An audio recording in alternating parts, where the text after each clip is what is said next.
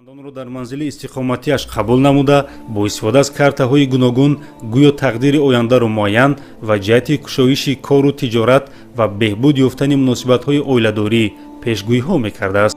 ҳар касе ки ба ҳамин ҷодугару мактаби ҷодугарӣ, мактаби аҷнапарастӣ, аҷинагирию бо онамино суҳбат кардану пеши онҳо рафтану фолкушодану мисли экстрасенсу ҳазорҳо муқомо, ҳатто шумо агар бине имрӯз телевизорҳо ҳамиёро намоиш намондагиа.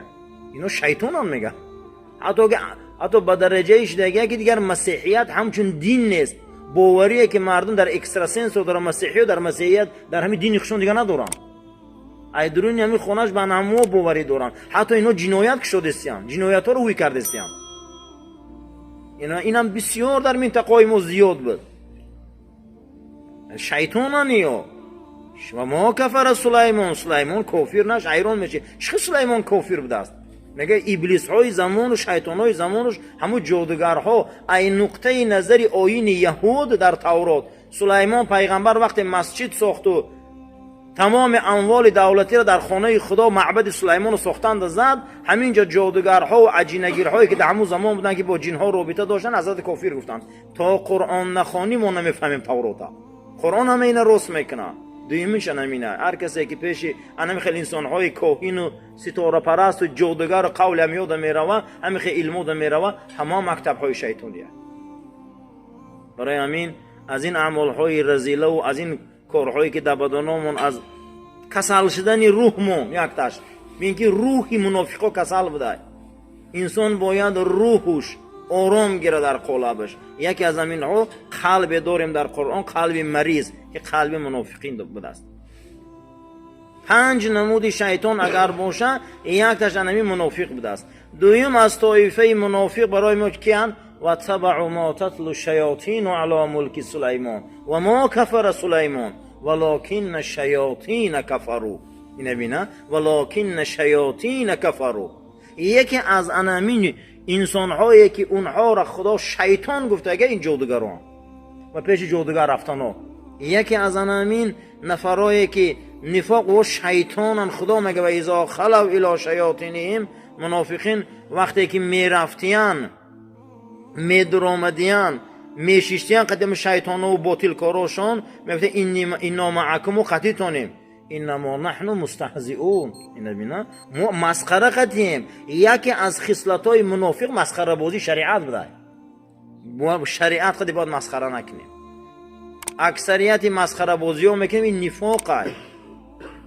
ҳатто ки дар замони расулуллоҳ саллаллоҳу алайҳи васалам дар мадинаи мунаввара як сура ба пуррагӣ нозил шуд ки номша мунофиқун монданд. дар ӯ замон будааст. дар ӯ замон будааст ки онҳо мунофиқ буданд. ҳазрата ғам доданд, ҳазрата озор доданд, чӣ рӯзои болои сари ҳазрата наёварданд, чӣ рӯзое ки ислома мақсад дар он рӯз наёварданд нарасонданд. ин нифоқ буд. ана ҳамон чанд рӯя будану чанд барнома будану чанд маъне доштани корошон анами хел ислому озор доданд. мақсади онҳо шикасти муслиминай. яке аз хислатошон мустаҳзиун масхаракунандо буданд. дар ҳамин дунё ҳар касеро мебини бо дини худову ҷомеаи ислому имони инсонҳову ормони одамо ба дину мазҳаб ҳамиё бозӣ мекунанд, нифоқ доранд. хусусан фахри розӣ овардааст ки масхарабозам, масхара мекунанд динои ин қатӣ. иннамо наҳну мустаҳзиун. ино масхара мекунанд. ҳамеша ҳеҷ маҳал шариати худо қади бояд мо чӣ кор накунем, масхараву бозӣ накунем.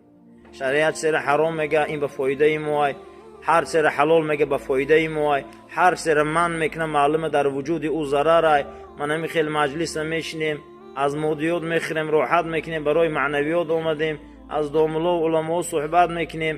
ина ҳамаша донем ки мо бояд имон доштагӣ бошем, анами хел имон биёрем ва имон дошта бошем ки анами хел маҷлисҳои баланд шудани имонай, қавӣ шудани имонай. имонҳо мустаҳкам мешавад. яке аз анамин мунофиқин шайтонҳо мунофиқоай. ҳамин инсонҳоеро дидем ки анами коро одатшон шудаган, мисли гуфтани дуруғу хилофи ваъдаву ҳамин короро одат кардаган, о хислатҳои нифоқ доранд. аво одам зарар мебинад. яке аз амино фи қулубихим маразун, ино бемории рӯҳиян мега, касалан, ино девона касалан, ҷисмошон хубай, хурдаву роҳат карда мегарданд, ано бемории рӯҳиян. яке аз амино киён мунофиқинанд.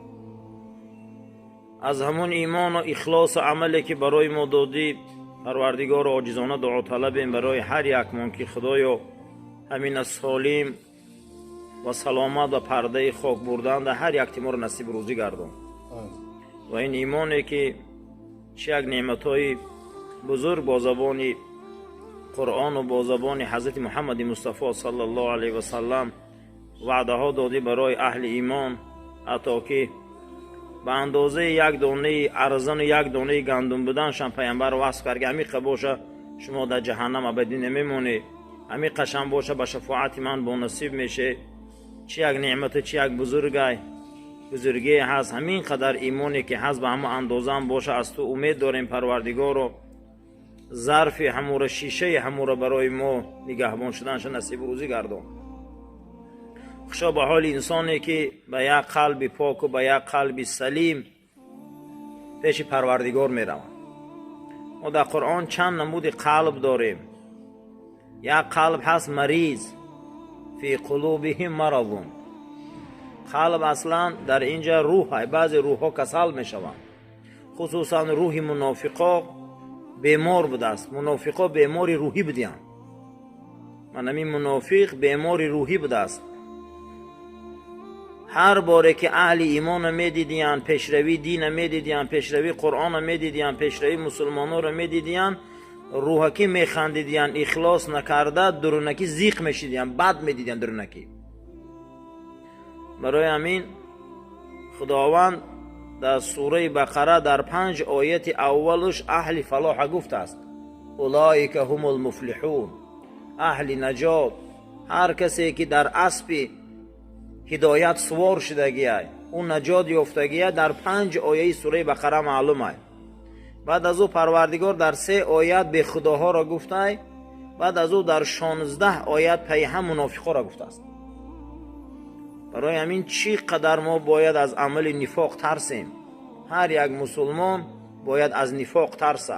نفاق حضرت عبدالله ابن عمر هم خیلی تفسیر کردگی بودستیان که کنملت صغیره گفتیم، مثل یک مرچعک میده که شما در گرمی همون را خشک کنه، بعد از او در تاریکی همون را میده کنه، براره در بیرون پرتای میده های هم مرچه را تلخونش میابه. گفتن نه، گفتن نفاق همیشه در ایمان پیدا میشه و که نمیفهمی، خیال میکنی خیلی انسانی خوبم.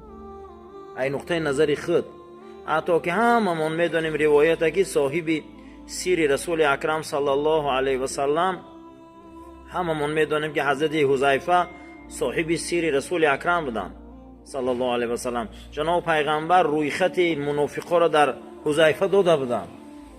حتی حضرت عمر رضی الله تعالی عنه در زمان خلیفگیشون میگه هر جنازه‌ای که حذیفه میرفت من میرفتم، هر جنازه‌ای که حذیفه نمیرفت من نمیرفتم. چند بار خبیدگی هستم و قسمش دادگی حذیفه در همون مجلسی که حضرت گفتن نام منافقا را من گرفت یا نه، یعنی که چقدر میترسیدن با وجودی که از زبان رسول 10 تن یاری بهشتی شدند، تصدیق شده که حضرت عمر بعد ابوبکر جنتیان. هر یکی ما هم باید از این امید کنیم از رحمتش و غضب خدا هم ترسیم. ما یک قلب داریم در قرآن، روحی بیمار بوده، منافق بوده است. منافقا روحاشون بیمارن. در کجایی که شما میبینید مسلمانان عذاب میکشن، جامعه های مسلمانان عذاب میکشن، همش ایدست منافقا. منافق نه یهودی نه مسیحی، منافق ای مسلمانی خودمون. در قبرستان من گور میشه، در صف نماز من میسته، در اطراف خانه خدا چرخ میزنه، شهر پیغمبر مدینه منوره میروه، قطیمون میبیایه میشینه. نبین قطیمون میبیایه میشینه، ای دخترمون میگیره، دخترش میگیریم، ما نمیشناسیم. برای همین ببینید که در یک گردنبند عایشه صدیقه گم شدن منافقین چخلی کردن. حدیث الافک، یعنی سخن تهمت و سخن دروغ و صحبتی که سخنی که در گردن عایشه مادرمان پرتافتن که عایشه زنا کرده، با وجودی که با رسولم پیامبر اکرم میبینن، با حضرت میشینن. برای همین همیشه الحذر از این خصلت بد نفاق. به حد در کجایی که ما با چشم سر میگم جامعه ها را دیدیم، برادرها را دیدیم، هر حالت از این اخلاق رذیله که بین مسلمانان در جاریه، ای سرطان گنده، ای کسل رگ گنده، این نفاق. حضرت امیرالمومنین حضرت عمر ابن خطاب پرسیده بودن در چندین برآمده ما گفتگی بودیم که مقصد برآمده مونده یعنی که نفاق چیه؟ حضرت که نافقه گفتنی جاندار در عرب بوده، نامش نافقه بوده است. او چیکار میکرده؟ یک خانه داشته و چند دروازه داشته، گاهی ایوجا کلمه برآورده، گاهی ایجا. خانهش دو ره داشته اما یک مقصد داشته. امیر نافقه گفت نفاق امور میگن انسان های هستن که هر روز به یک لباس پیش شما بیان، با یک زبان های گوناگون میبیان، با چهره های گوناگون میبیان، لیکن اینا نغزانیم برادر مقصد وای دیگر چیه؟ مخلص نیستن در شریعت ما. 16 آیت پیغام در سوره بقره برای چی میبیا؟ برای منافقین میبیا. ما در قرآن 5 نمود شیطان داریم که وای ایمی جنسی ما هن، قطی ما هن، آدم هن، شیطان هن، باطلکارن، از رحمت دورن، نارامن، رام نمیشون. یکمش کیا بدستیان؟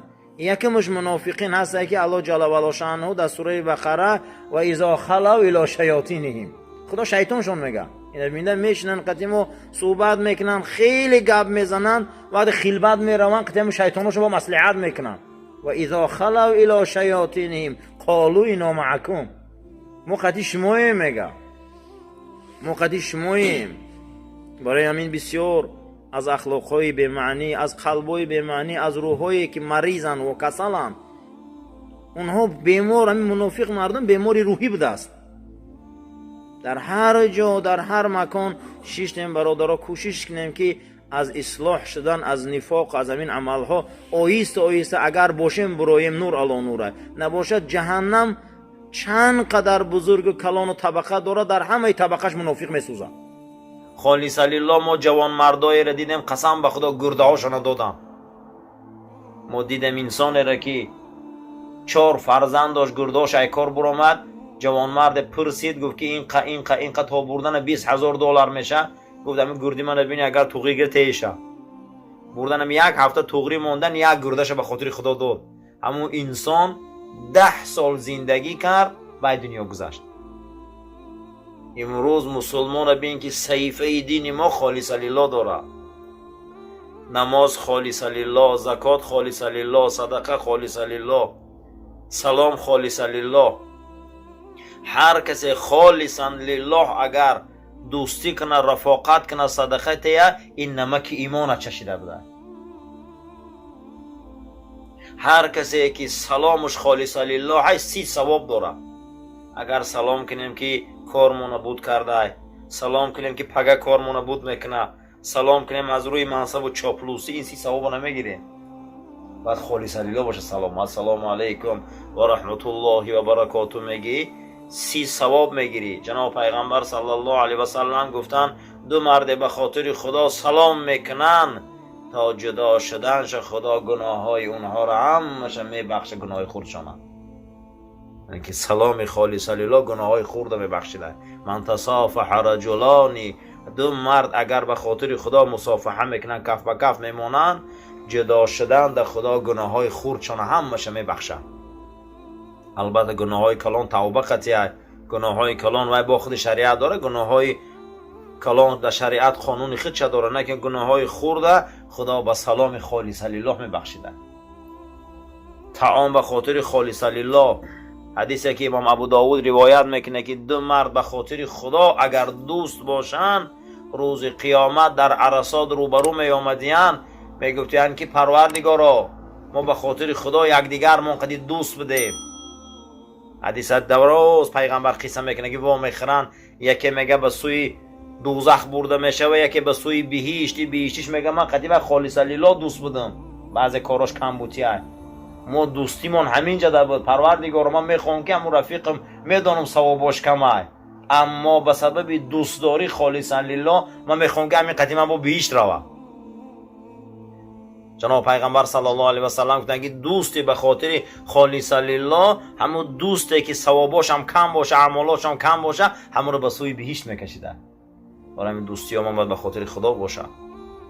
الحب لله والبغض لله، به خاطر خدا بد بینی، بی نماز بد بینی، عاق پدر بد بینی، حرام خور بد بینی، زیناکار بد بینی، اونها رو نخنده روشانده. جوانمرد باری باشه، دیوس بد بینه. باید جدایی ما هم به خاطر خدا باشه. قهری را به خاطر خدا نکنه که نزد خدا جهنمی میشیم. همین قهریگی هم باید به خاطر خدا باشه. وقتی فساد فاسق فاجر، من چون میگم در مجلسی وشتم، من چون میگم در مجلسی وای گشتم، من چون میگم در خونه وای رفته، وقتی او ای خدا و رسول من دوره. روز جنگی احد عمرو بن جموح قطی عمرو بن حرام هر دو شهید شدن، دو صحابه بودن. جناب پیغمبر صلی الله علیه و سلم وقتی جنازه هاشون خواند، گو برای عمرو بن حرام قطی عمرو بن جموح یک گور کنه. گفتم فرستاده خدا برای چی این خیل کنیم؟ گو در این دنیا ما یگان روز ندیدم که هر دو یا جدا باشن. بعضی آدم ها رنگیدم که جوره هستن که دوی مجویان. گو من در همین دنیا ندیدم که همین جدا باشن، میخوام که در خانه آخرت هم جدا باشن. در یک گور عمرو بن حرام قطی عمرو بن جموح پیغمبر در لحد ما. بعد 40 سال جابر بن عبدالله میگه قبرستان احد میگه سیل زد. 40 سال بعد جنگ احد پیغمبر از دنیا رفتن، ابوبکر از دنیا رفتن رضی الله تعالی عنه، حضرت عمر از دنیا رفتن، زمان خلیفگی حضرت عثمان بود. میگه 40 سال بعد او میگه سیل آمد زد احد، میگه مرده ها را برو آورد. خبر آوردن که قبر تقایت هم در موج عزه سیل کنده ایشونه. میگه من سراسیمه دویده رفتم 40 سال بعد رفتم که سیل آمده. میگه همین خیلی رفته که مرده های احد میگه کفته، میگه بسیارش میگه نمایانه. میگه رفتم بعد 40 سال میگه همین دهلیز ششته نگاه میکنه، میگه عمرو بن حرام قد عمرو بن جموح که اتش تقایم بودش رفیق بود، میگه هم که خواهن که میگه نه خوشان برده. شهیدای خدا هم نمیپسن با چشم سر دیده. میگه تقام تبسم کرده خواه. دوستی حقیقی در خانه آخرت هم یکم به خاطر خدا هم. برای همین ما دوستداری ما به خاطر خدا باشه، صدقه هامان به خاطر خدا باشه. و ما کان عند الله و هو باق، چیزی که به خاطر چیزی که به خاطر خدا باشه، نزد خدا باشه و ای باقیه. 10,000 سال پیش کعبه را به خاطر خدا ابراهیم خلیل الرحمن ساخت. من 10,000 سال میشه که کعبه را آبادی شوینه. به خاطر خدا ساخته. مدینه رسول به خاطر خدا ساخته شده. بینه چقدر آبادی های. هر چیزی که به خاطر خدا باشه وای آبادی های. هر چیزی که به خاطر خدا باشه مگه یه نفر وای میپره میروه. یا وقتایی بود کوچه ها با نام آدم ها بودن، هیکلاشون کشال بود، دپل و صورتاشون بود، به خاطر خدا نبودن نیستشدن برفتن. برای به خاطر خدا باشین. دوستیمون، رفاقتمون، دوستیمون، سلاممون، حتی که جناب پیغمبر صلی الله علیه و سلم فرمودن که ناناتون قطعی صدقه هاتون در آدمای بتقواته. تن چی با؟ تن به قوت او طاعت میکنن، شما هم در ثواب طاعت او قوشه. همه آدمای نماز خونده تی صدقه هاتونه. همین ناناتونه با آدمای نماز خونه دعوت نخرن به تقوا، به همین قوت میرن نماز میخونن، شما در کار خیر سهم داره. اسلام همین خیلی اسلامه. یک آدمی گناهگار داره تی یک آدمی گناهگار در مقصد جابجا کنی و برای به همه عمل گناه کنه، ما هم خوش میشیم در گناهی ما. برای همین کوشش کنی. رسول اکرم صلی الله علیه و سلم حدیث ترمذی که پیغمبر گفت که مالاتون و قدی صدقه هاتون آدمای با تقوا دته تا اینکه در خیری و شما هم خوش شوید. یکی از سبب نمک ایمان چشیدن همین بوده که به خاطر خدا بد بینیم. هر کسی که به خاطر خدا برادرش دوست می‌داره، هر کسی که به خاطر خدا یک انسان از خصلت بد و شوم می‌بینه، این انسان‌ها نفرای بدیان که نمک ایمان چشیدیم. منازی ما نمک چشیدیم، خوراک خوردیم. اگر کم نمک باشه میگیم کم نمک، اگر سیر نمک باشه میگیم سیر نمک. ایمان هم نمک داشته. یکی از نمک‌های ایمان همین بوده که دوستیامون باید خالصاً لله باشن. باید در بین دوستی‌های ما دنیا نباشه. باید در بین دوستداری‌های ما یگان مسئله دنیوی نباشه. خالص به خاطر خدا باشه. من ذاق طعم الایمان، هر کسی که لذت ایمان میچشه، سلاماش، نان دادناش، یاردماش، دوستیهاش خالص لله. رسول اکرم صلی الله علیه و سلم فرمودن هر مسلمانی که یک خدمت به خاطر خدا در حق برادر مسلمانش میکنه، اگر او به اندازه یک شوکه خارم باشه کاری خیرش همون سبب میشه و پگه بهشت میره. سلاما باید به خاطر خدا باشه. دین ما انا همینش بزرگه. در تمام کتاب دنیا و دنیاداری کاوه یگان صحیفه نمیابه که در او خالص لله نوشته باشه. این فقط در دین ما هست. اگر همین کتابای همیو رو بین یک کس یک متر به ماشینشون نجا نمیبرن، یگان کار در خالص لله ندارن. لیکن این اسلام بین که کمکامان خالص لله هست. آدم خالص لله هفته هاش خود خوراک میتین. آدم خالص لله ماهی رمضان و پرگی افطار دادن. آدم خالص لله آدم را حج رای میکنن.